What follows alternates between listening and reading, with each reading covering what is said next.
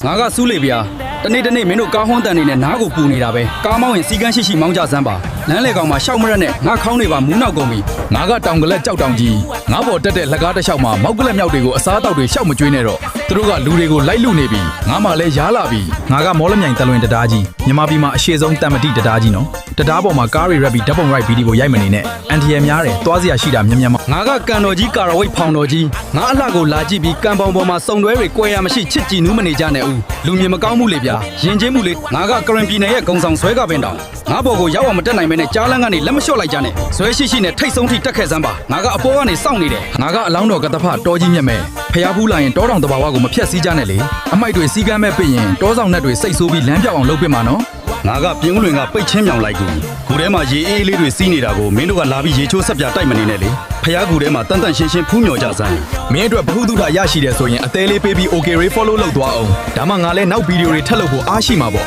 မဟုတ်ရင်စိတ်ဆိုးပြီးဘာမှ